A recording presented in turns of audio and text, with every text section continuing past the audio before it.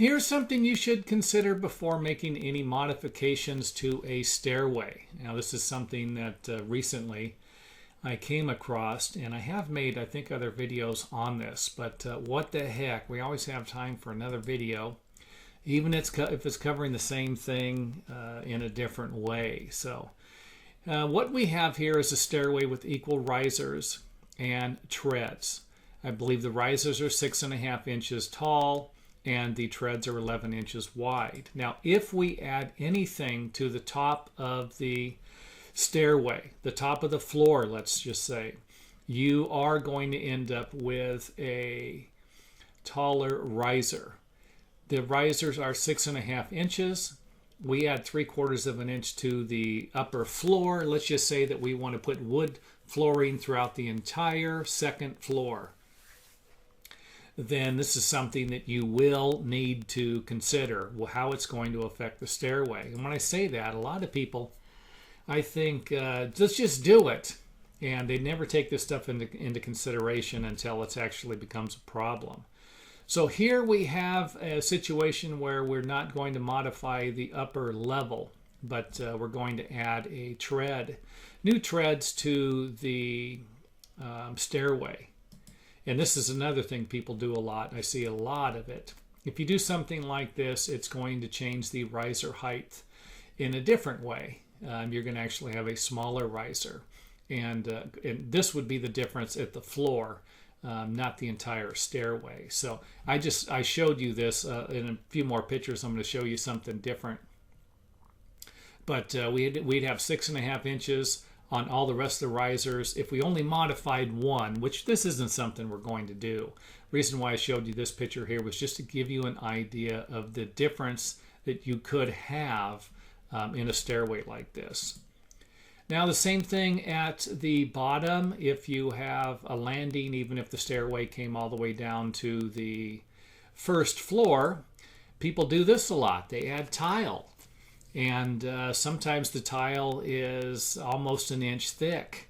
And if that's the case, then you are going to change the level of the stairway. Now, if it's a platform like this, it might not be that big of a deal. But if it's where the stairway comes down and it's right, the stairway comes down to the ground without a landing, like most of them do, then it would definitely be a problem. But sometimes on a landing, it can actually be viewed as a floor. It's kind of a tricky area. I know that it would be up to the building inspector to figure that out. But sometimes this isn't that big of a problem because it's, you're coming down to something. You might be taking 2 steps, maybe 3 steps, and then stepping down to the floor instead of just coming down 1 step, another step, and then you're on the ground or going up the same way. Hope that makes sense. Now, this is what I was talking about. It's not uncommon to have somebody just add something to the top of their existing stairway. We know that this is going to create a problem at the top. It's going to make a smaller riser, and it's going to create a problem at the bottom with a taller riser.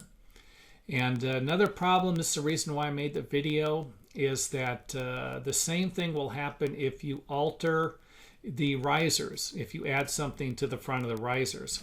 This isn't uncommon to have someone alter the front of the risers and then do something like this and then carpet 1 step. I've seen that a lot too. So if that's the case, just keep in mind that this is also going to affect the stairs in this way. You're going to have a 10.25 inch step instead of an 11-inch step. Now here's the biggie. This is the reason why I made the video. Actually seen this a little while ago. They put a new wood floor in the hallway where the stairway entered into, and they extended the nosing 1 inch.